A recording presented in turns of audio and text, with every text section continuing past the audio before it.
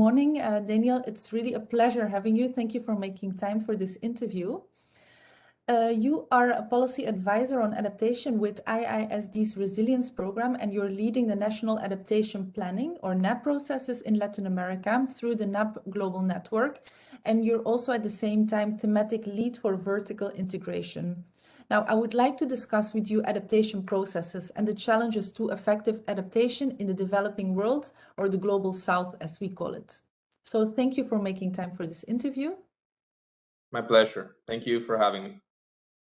Now, my first question is whether you could explain very briefly the objectives of the NAP Global Network and specifically what your role is in this network. Sure. The NAP Global Network was set up some 5-6 years ago as a way to help countries promote their adaptation efforts, to help structure them partly or largely through national adaptation plans, or NAPs.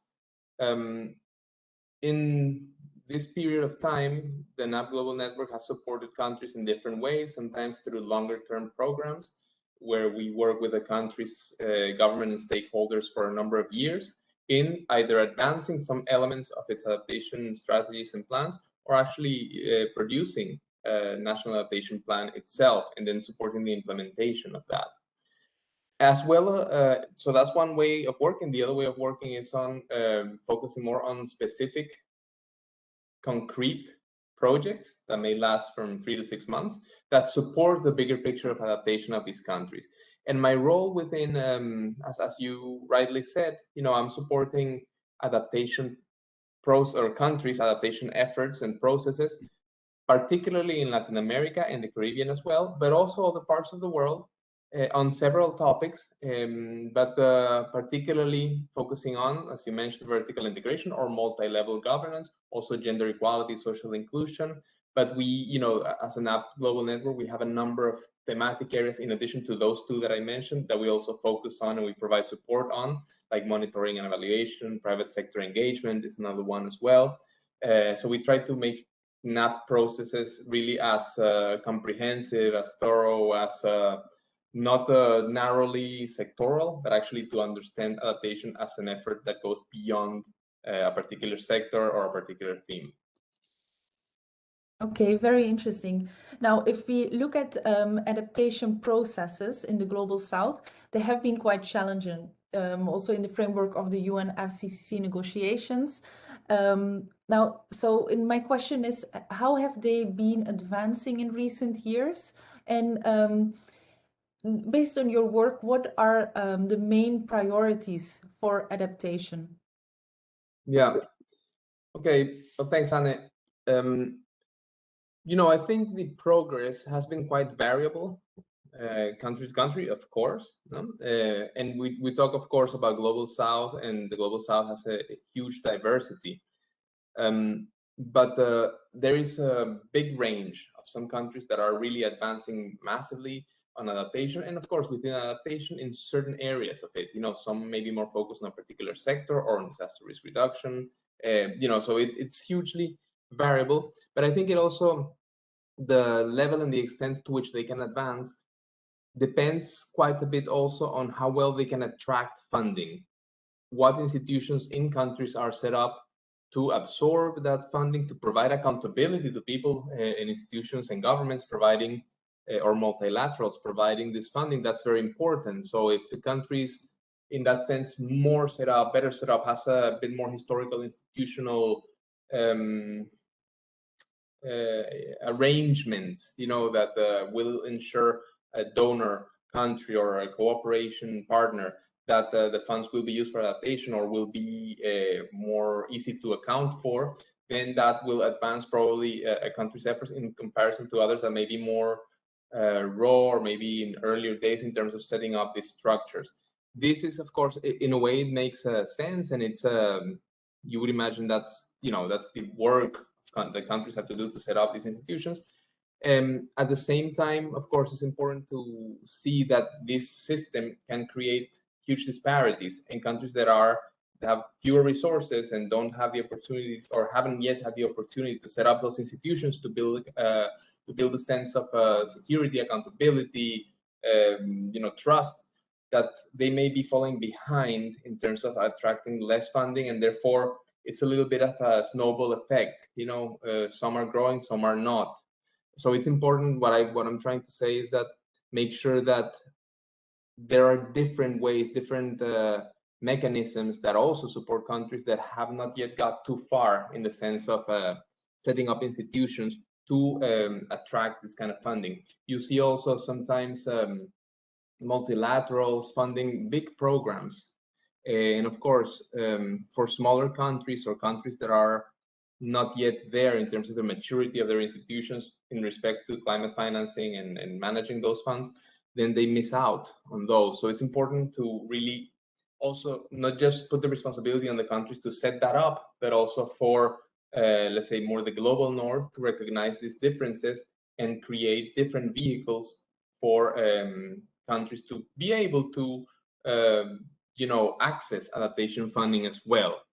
But of course, there are many examples. I'll mention a couple of countries. Bangladesh is a country that throughout the last, I don't know how many years, but maybe 10 or 20, has made huge progress, coming from a status of an LDC, a least developed country, to really kind of work to set up not only governmental institutions, but also non-governmental institutions, universities, etc., who support the fact that, or support an environment where you see progress happening, where you see a lot of also thinking happening and advances in terms of how to address disaster risk or climate risk, and so that creating these kind of hubs, even within LDCs, is incredibly important to help not only the country itself, in this case Bangladesh, but other countries also benefit from these advances. So I'm not saying that all the progress, of course, has to come from,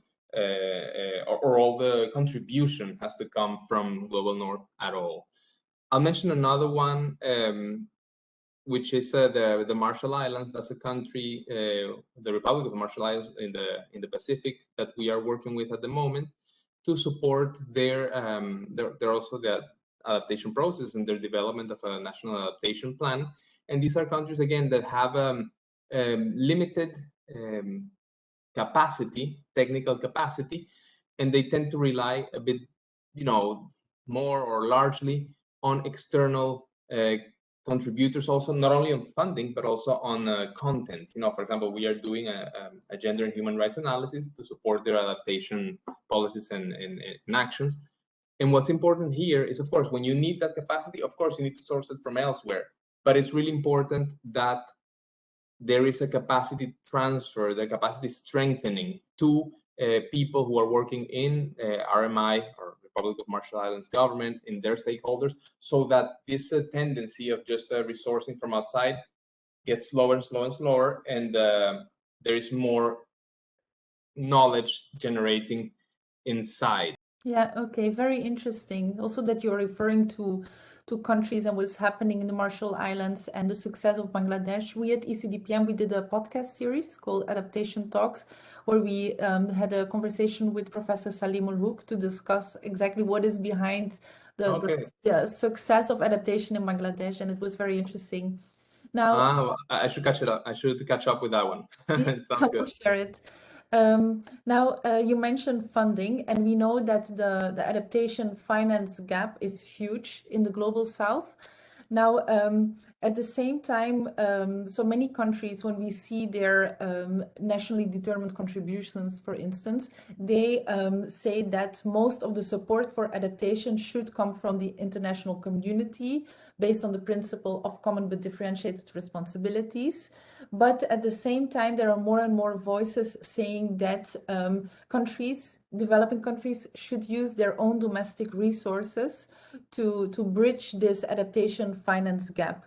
And so from your perspective, what is the potential for countries in the global south to do this, to meet their own adaptation needs?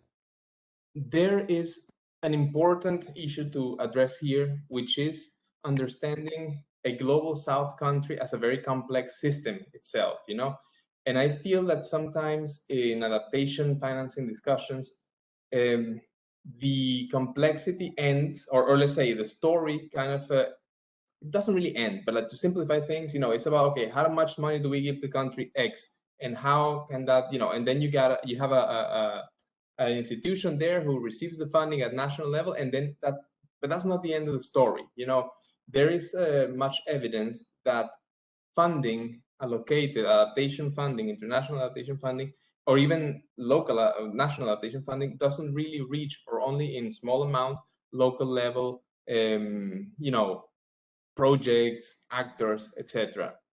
But we at the same time know that adaptation has to be responded to very locally. So that gap between funding coming mostly at national level, not at the local level, and then strategies, policies, initiatives being set up at national level without proper and genuine sufficient conversations with local level actors and subnational. So it's not just the municipal or local, let's say, but also provincial. If that conversation doesn't happen, and if money doesn't flow really according to the result of those conversations, then you might have a country that is well funded, like look from the outside on adaptation, but it's not really being able or willing to address the real adaptation needs. Now, I want to, as you already mentioned, adaptation is very context specific, and implementation of adaptation happens at the local level. And so I would like to discuss a bit more the part of your work that looks at the different levels, so multiple scales. Because we know that in general, when you think of adaptation practices such as new agricultural practices, crop rotation, diversification, these kind of adaptation practices, we know that implying local authorities, communities, civil society is very important, hearing their voice. But at the same time, in the Global South, they often don't have this voice. They have also limited access to finance, as you already mentioned. They have limited decision-making powers. So how to overcome these challenges? Do you have any interesting lessons learned, for example? Yes. I think what you're getting at, Hannah, is really about these relationships between different levels of governance, no, and also real intention. There has to exist a real intention, not only at national level, but also at multinational or multilateral levels, the UNFCCC process, etc., to really recognize the importance of input, coming from local and subnational actors. We have actually done a study, completed a study recently, and we come up with ideas that are,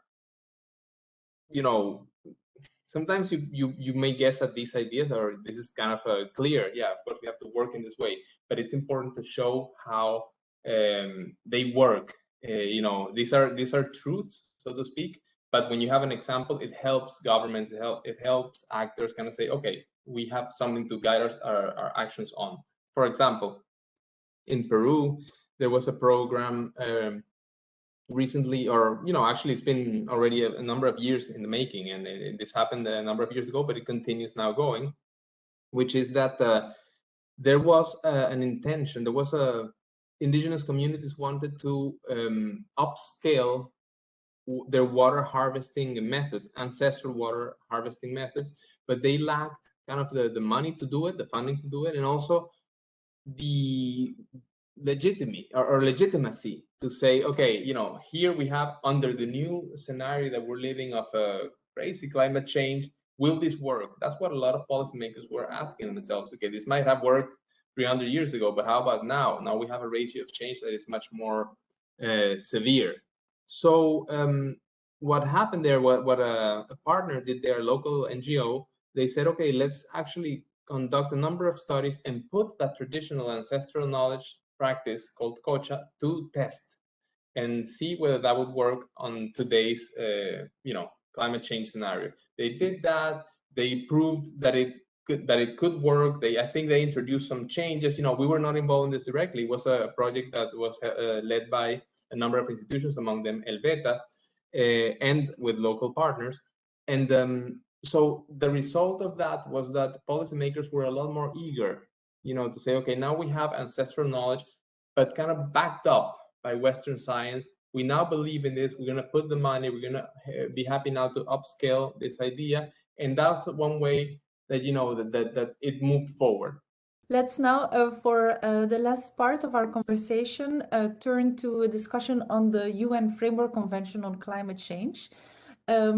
So, can you explain a bit what the link is with the work that you are doing on the national adaptation plans and the nationally determined contributions that also feature adaptation quite strongly, especially in the NDCs of countries in the global south? So, yeah, can you explain a bit what the link is? One of our key roles is to help countries and lift the stage or make the stage bigger for their adaptation priorities, their adaptation thinking, their adaptation needs, to showcase there and say, in fora like the UNFCCC and the upcoming COP, this is where we are at, this is the progress that we have done, let's learn from those progresses. So I think NAPs and NDCs have to really work kind of in tandem, as elements that complement one another in saying, okay, this is a strategy, these are the principles, and this is how we're going to implement them. And here now the NDCs, this is where the budget is located, and this is how the measures are going to be implemented, monitored, evaluated, and so on. So the marriage of these two components, NAPs and NDCs, is tremendously important to make adaptation flow properly, and that's what we're trying to do. We, the NAP Global Network, also contribute with not only with the governments in building their adaptation NDCs, but also with other partners who are working directly with NDCs, like the NDC partnership, for example. What do you hope to see as a positive outcome of COP26 in Glasgow? Mm-hmm. I hope that not just during COP, of course, before too, but that the discussions are a lot more integrated. It almost feels like sometimes there's two separate conversations happening and they're not really hearing each other, and particularly that negotiations are not really integrating the discussions that are happening at the civil society forum.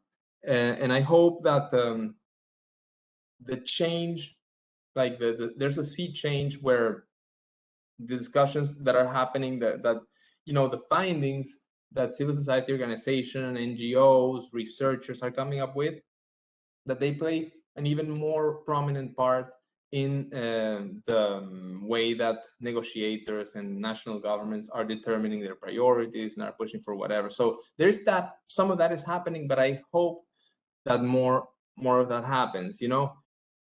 I want to thank you for your time and for this interview, for referring to concrete projects and interesting lessons from countries, but also for sending this important message, which is that adaptation requires a wide perspective and society-wide solutions. That, as you said, we need to involve everyone in government, but also civil society, local communities, and so forth. And what I found interesting is that you really underlined the totality of the problem and the need to look at all different sectors, including agriculture, food systems, but also health, education, finance, art, culture, etc. So yes, again, many thanks for this interview. And yeah, I'm sure we all learned a lot. Well, thank you, Hane. Really a pleasure, and thanks for being there to listen to these stories. And yeah, good luck with your efforts as well, with all the efforts that you yourselves are putting together for COP.